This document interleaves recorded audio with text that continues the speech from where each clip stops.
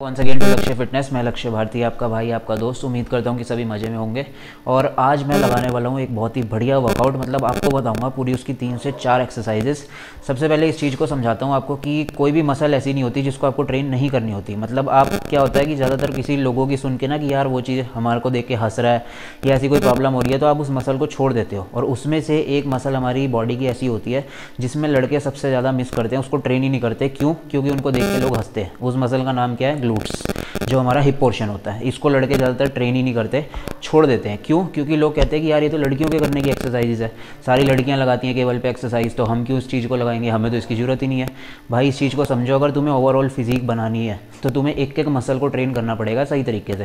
Trap से लेके काफ से लेके तुम्हें हिप पोर्शन हो गया, सारी की सारी मसल्स को तुम्हें सही तरीके से ट्रेन करना पड़ेगा, तभी तुम्हारी एक सिमिट्री निकलेगी। वरना तुम्हारा क्या होगा कि अगर तुमने लेग्स तो हैवी बना ली, क्वाड्स पोर्शन भारी हो जाएगा, हैमस्ट्रिंग भारी हो जाएंगे, और ग्लूट्स तुम्हारे इतने छोटे से दिखेंगे। मतलब तुम जब वो पहन के निकलोगे ना, ट्राउज़र वगैरह या जीन्स पहनोगे, वो बिल्कुल पीछे से अपर पार्ट ऐसा लगेगा दबा दबा सा, उसमें मज़ा नहीं आएगा।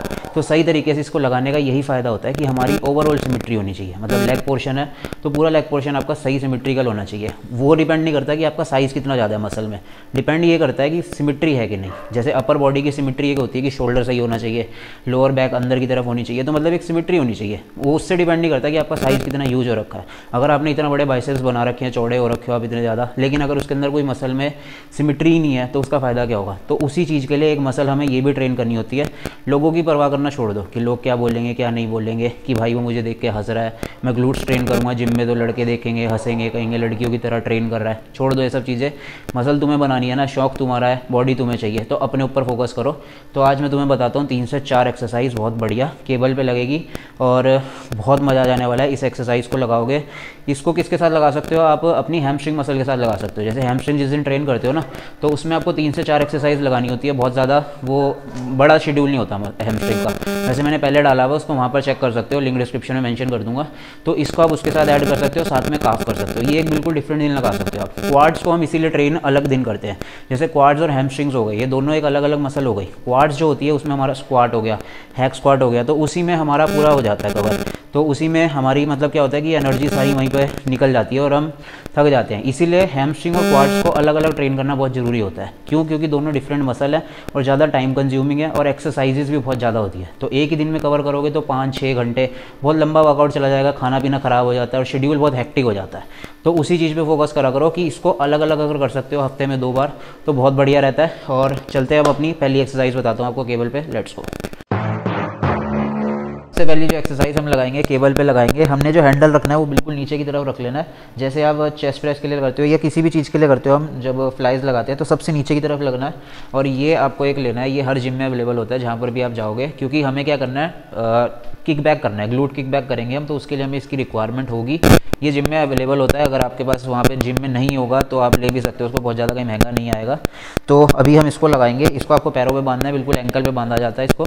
और उसके बाद मैं आपको सबसे पहली एक्सरसाइज की फॉर्म बताता हूँ किस तरीके से लगानी है। चलो, तो इस एक्सरसाइज में हमें क्या करना है, हमने सबसे पहले पैरों के ऊपर अपनी ग्रिप बांध लेनी है। दोनों तरफ आप एक साथ बांध सकते हो क्योंकि अलग अलग हैंडल होता है। तो इसमें आपने एक को अपने वायर के साथ कनेक्ट कर देना है। जहाँ पर आप चेस्ट फ्लाई के लिए हैंडल लगाते हो उस जगह पर ही आपको उसमें अटैच कर देना है। आपको दिख जाएगा वहाँ पर वो बना हुआ होता है उसका एंगल। तो उससे आपको किक बैक लगाना है। किक बैक में आपको किस चीज़ का ध्यान रखना है कि सारा जो हमारा मसल माइंड कनेक्शन होना चाहिए वो ग्लूट पोर्शन के साथ होना चाहिए। तो मतलब हमें जो किक करना है वो ग्लूट्स को पीछे की तरफ करना है और ऊपर की तरफ। फिर जैसे जैसे हम नीचे लेके आएंगे वो हल्का हल्का स्लो जाएगा, फिर एकदम से ऊपर क्लिक करेंगे। और पैरों को क्या ध्यान रखना है कि हल्का सा बेंड होना चाहिए। मतलब जो आपका दूसरा वाला पैर है वो तो स्ट्रेट रहेगा जो नॉन वर्किंग है, और जो वर्किंग वाला सेट होगा जो चल रहा होगा, हमारा लेग चल रहा होगा, उसमें आपको क्या ध्यान रखना है कि हल्का सा पैर बेंड होना चाहिए। और आपको बॉडी को बिल्कुल स्ट्रेट नहीं रखना है, हल्का सा बेंड की तरफ रखना है, ताकि आपका जो ग्लूट्स है वो अच्छे से ट्रेन होए और आप बिल्कुल पीछे ऊपर की तरफ उसको पूरा किक कर पाओ।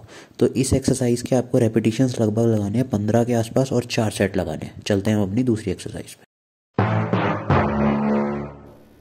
तो सेकंड एक्सरसाइज भी हमारी केबल पर ही लगेगी। इसमें हमें क्या लगाना है, सिंगल लेग साइड रेजेस। वो भी हमारे को हैंडल पहन के ही रखना है। उसी में आपको सेम वैसे का वैसे ही बस अपनी पोस्चर को थोड़ा सा घुमा देना है। मतलब इस बार आपको पैरेलल में स्टैंडिंग होना है और साइड की तरफ रेज करना है। पिछली एक्सरसाइज में आपने देखा होगा कि हमने पीछे की तरफ किक किया था। इस बार हम क्या कर रहे हैं कि साइड की तरफ रेजेस करेंगे। पैर हमारा जो वर्किंग वाला होगा वो बिल्कुल ऊपर की तरफ जाएगा, फिर हल्के करके नीचे करके आएगा।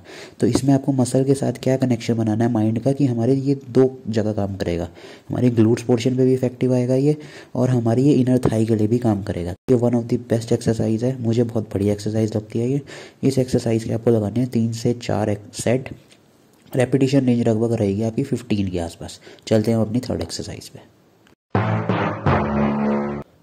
तो थर्ड एक्सरसाइज हम लगाएंगे रोप पुल थ्रू। इसमें आपको क्या करना है कि सबसे नीचे एक रोप लगा लेनी है, जिससे हम ट्राइसेप्स पुश डाउन लेते हैं जनरली, वो वाली आपको रोप लगानी है सबसे नीचे। और अपनी बॉडी को थोड़ा सा उससे दूर लेके जाना है, मतलब बहुत ज़्यादा दूर नहीं लेके जाओगे आप, वो आपको एडजस्ट करना पड़ेगा कि कितना आपको उसमें गैप चाहिए। और स्क्वाट्स पोजीशन में इसमें आपको आ जाना है। सूमो स्क्वाट्स की जो पोजीशन होती है, मतलब पैरों की जो बीच का गैप होता है वो आपको काफ़ी दूर रखना पड़ेगा, लेकिन जो हमारा फीट होगा वो ज़्यादा बाहर की तरफ नहीं रहेगा, फीट आपको स्ट्रेट ही रखने हैं।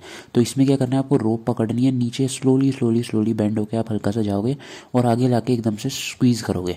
स्क्वीज़ में क्या ध्यान रखना है आपको कि आपके ये लोअर बैक के पोर्शन में नहीं आना चाहिए। आपके माइंड के साथ इसका मसल का कनेक्शन होना चाहिए। जो ग्लूट्स मैक्सिमस होता है, हमारा जो ग्लूट्स का मेन पार्ट होता है, ये वहाँ पर हिट करेगी।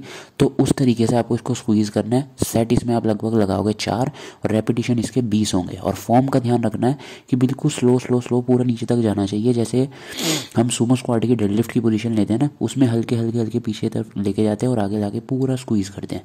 तो उस तरीके से इस एक्सरसाइज को लगाना है। तो लास्ट एक्सरसाइज जो हम लगाएंगे वो हम लगाएंगे अब हिप थ्रस्ट। हिप थ्रस्ट में आपको क्या करना है कि एक बार ले लेनी है। बार का साइज़ थोड़ा सा लंबा होना चाहिए। जो बड़ी वाली रॉड होती है, चेस्ट प्रेस लगाते हैं बेसिकली जिससे हम, या डेडलिफ्ट लगाते हैं, उसमें वेट आपको बिल्कुल स्टार्टिंग में बहुत ज़्यादा हैवी नहीं लगाना है। थोड़ा नॉर्मल से शुरू करना है, जैसे 7.5-10 किलो से। लेकिन इसमें वेट हैवी चलता है हिप थ्रस्ट में, तो हैवी हल्के हल्के करके आपको बढ़ाना है, एक ही बार में ज़्यादा नहीं लगाना है। तो इसको फिर उसके बाद आपको बारबल को अपने ऊपर रख लेना है। जो हमारा ग्रोइन एरिया होता है, जहाँ से हमारा एब्डोमेन खत्म हो जाता है और हमारा लेग्स पार्ट शुरू होता है, उसके जो बीच में एक एरिया होता है, हमारा ग्रोइन बोलते हैं उसको, उसके ऊपर इस बार को हमें रखना है। क्योंकि सही तरीके से रखोगे तभी आपका सेट सही चलेगा। कहीं पता चले और कोई दिक्कत हो गई, उसका ख्याल रखना है कि प्रिकॉशन पूरा होना चाहिए। तो फिर इसमें हमें क्या करना है कि हमें अपनी बेंच के ऊपर अपनी कमर को टिका लेना है। अपर बैक जो होती है उसको पूरा पीछे टिका लेना है और स्लांट पोजीशन में आ जाना है।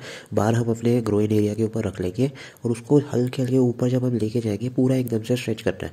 और जब हल्के हल्के हल्के नीचे लेके आएंगे फिर उसके ऊपर जाके पूरा खोल देना है।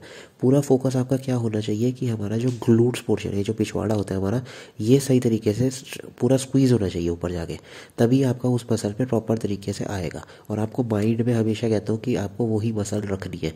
अगर आपका माइंड ओवरफ्लो करता रहेगा तो आपको हिट ही नहीं कर पाएगा। कहीं पता चलेगा कि आप सोचोगे हैमस्ट्रिंग पे आ रहा है, कभी सोचोगे क्वाड्स पे आ रहा है, कभी सोचोगे लोअर बैक पे आ रहा है। तो वो तब आएगा जब आपका माइंड मसल के साथ कनेक्ट कर रखा होगा और वहीं पर ही आपका मसल के अंदर होगा। और वीडियोस के लिए चैनल को सब्सक्राइब कर देना और बेल आइकन को प्रेस कर देना ताकि नोटिफिकेशन टाइम टू टाइम पहुंचती रहे।